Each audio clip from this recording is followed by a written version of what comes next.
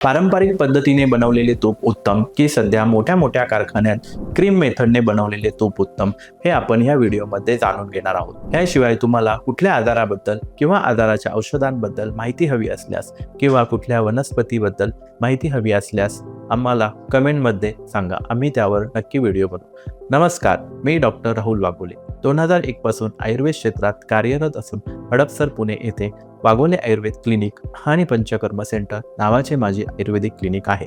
अशा आरोग्यविषयक माहितीसाठी आमचा चॅनेल अवश्य लाईक, शेअर आणि सबस्क्राईब करा। आपल्या घरी पूर्वी आपली आजी किंवा आपली आई ज्या पद्धतीने दुधाचे दही बनवून ते रवीने घुसळून दह्यापासून लोणी तयार करून नंतर त्या लोण्याला तापून त्यापासून खरपूस खमंग तूप बनवत असे, त्यालाच बेलोना मेथड असे म्हणतात।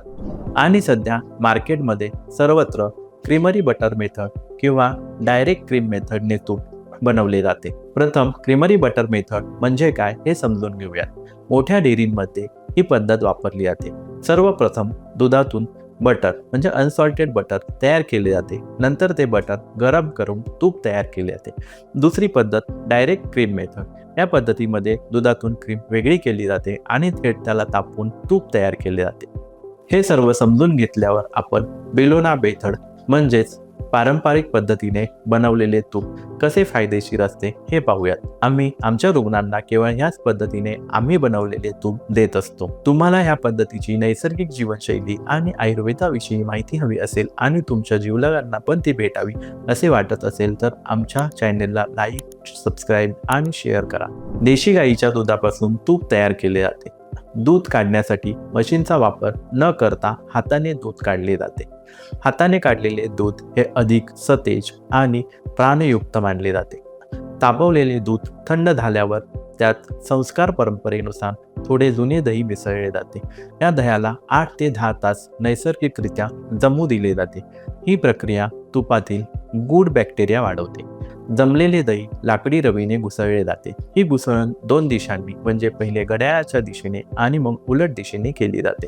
त्यामुळे नैसर्गिकरित्या लोणी दहीपासून वेगळे होते। घुसळणीच्या काही वेळानंतर दह्यावर पिवळसर लोणी तरंगू लागते। हे लोणी हाताने वेगळे करून एका भांड्यात जमा केले जाते। ही प्रक्रिया जितकी स्वच्छ आणि नैसर्गिक असेल तितके तूप उत्तम तयार होते। आता लोण्याला मंद आचेवर तापवले जाते। हळूहळू त्यातील पाणी आटते, कण खरपूस भाजतात आणि वर एक सुंदर सुवास येऊ लागतो। कण तांबूस झाल्यावर तूप सोनेरी पिवळसर दिसू लागते। यालाच शुद्ध बेलोना गाईचे तूप म्हणतात। गरम तूप आता स्वच्छ कापडाने काढून काचेच्या भांड्यात भरले जाते।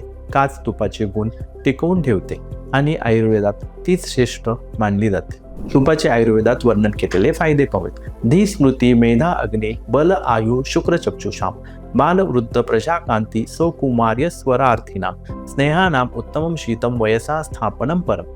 वाग्भटामध्ये या असे तुपाचे उत्तम असे गुण सांगितलेले आहेत। ते काय? बुद्धी, स्मरणशक्ती, मेधा म्हणजेच विवेक, जाठर अग्नी म्हणजेच भूक वाढवणारी शक्ती, शरीरबळ, आयुष्य, शुक्रधातू आणि डोळ्यांसाठी अत्यंत हितकारक असे हे तूप आहे।